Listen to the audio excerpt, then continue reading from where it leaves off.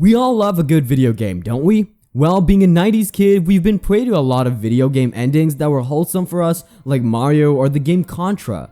But these days, developers are more equipped and capable of making it more dramatic and wholesome. So today we have some of the most satisfying video game endings ever. Hang on tight. The Last of Us. Well, if it's about narrative-focused video games, then Naughty Dog does the perfect job. Their 2013 masterpiece has the best story and the ending.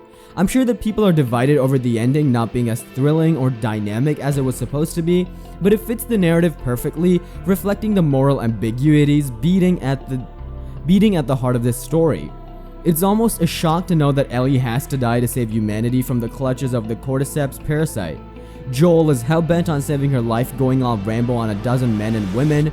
Joel does save Ellie's life but puts humanity in danger and even lies to Ellie about what had happened, telling her that there's no cure and the Fireflies cannot do anything. Well, no one would like that, but it is a human thing and the developers have put that out perfectly with Joel's backstory that mildly touches you regarding what's at stake to let his emotion get the best of him. Joel sees Ellie as her daughter, who he lost earlier, and the game ended on a negative note, but I cannot think of a better ending. Shadow of Colossus. Well, to be clear, it is a game with 16 boss fights and most would take it like that, but there is a narrative to the game very looked upon and that makes it precious. The little story details that spread through your journey in the game, a simple narrative that talks about how one would go to any lengths to keep their loved ones alive. In this case, it is the maiden Mono, and it'll come with a great price. Wander is possessed by an entity, Dorman, and is mutated into a shadowy giant. Every time Wander slays a Colossi, his physical appearance begins to manifest as a reflection of the destruction he was wrought, and it all comes in a full circle of karma with his final transformation. In the end, Mono is revived, but not before Dorman's sprint is cast out by Lord Eamon and Wander becomes a baby demon with horns sprouting out of his head. The ending has been debated over the years, and the demon boy is the horn boy from the game Eco. The main moment to cherish was when we realized that Wander's horse Agro, who was dead in the early game, is revealed to be alive and healthy. Uncharted 4: A Thief's End. Coming up with a Naughty Dog again, the Uncharted series is known for being some of the best storytelling games out there. Uncharted 4 in particular has a neatly made story where no characters die, Nathan and Elena have a good marriage, and Sam and Sully embark on an adventure. The ending was very well done, but then the epilogue starts with us meeting a teen girl living in a beachside home who goes around snooping on her parents' stuff.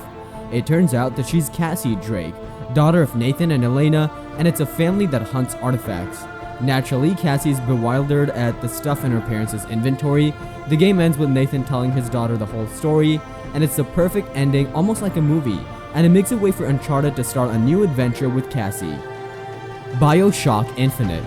The game has a very complicated ending with an alternate reality Booker who became a cornstalk during a baptism that was supposed to cleanse his sins from the war, and things come to full circle when Comstock effectively prevented from ever coming into being multiple Elizabeths from different timelines, drowned Booker/Comstock, ending the loop and preventing himself from committing the sins he got cleansed from. The Legend of Zelda: The Wind Waker. Being a Zelda game has its antics. The Wind Waker features a final confrontation with Ganondorf, who would lead Link and Zelda to not only lose the King of Hyrule, who had been Link's companion through the entire adventure, but also forsake Hyrule to the depths of the ocean forever. It's a haunting conclusion for anyone, but the silver lining would be when Link and Zelda would resolve to establish a new kingdom called Hyrule. Prince of Persia: The Sands of Time. The earliest game that developed a narrative story, the ending is very ecstatic with Pop and armed with the Dagger of Time and his memories. The prince finds Farah in the palace and reveals that the monologues throughout the game have been him telling the story to Farah.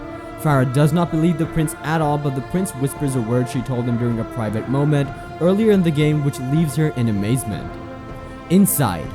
Playdead's sophomore entry, Inside, was one of the best games that came out in 2016. Their first game, Limbo, was a hit, with simple yet immersive gameplay, and then out of nowhere the gameplay shifts and you're rampaging through a facility as a huge blob in an interesting turn of gameplay, and the final shot is beautifully haunting. There's also an alternate ending, but the original ending is way better and stronger because of how open to interpretation it is. Halo 3. The final mission does justice to the whole game. The mission immediately precedes the very first Halo with an intense Warthog escape sequence.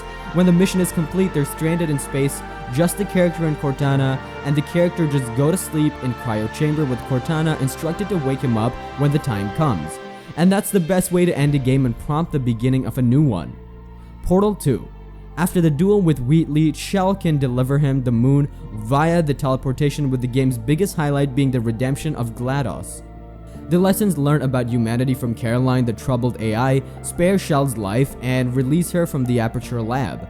She even reunites Shell with her trusted companion Cube from the lab first game, which was a great callback to Portal's own surprisingly affecting conclusion. Mass Effect 2. The game gets you desperate with all your actions that could ensure death of your crewmate at any given time. The suspense always gets you and intensifies the ending the game wants to convey. The end makes you realize that the Collectors are only one part of a larger threat, and you've agitated the Reapers, a race of killing machines that would not rest until they eradicate all life in the galaxy. The game sets the perfect tone for the final chapter of the trilogy.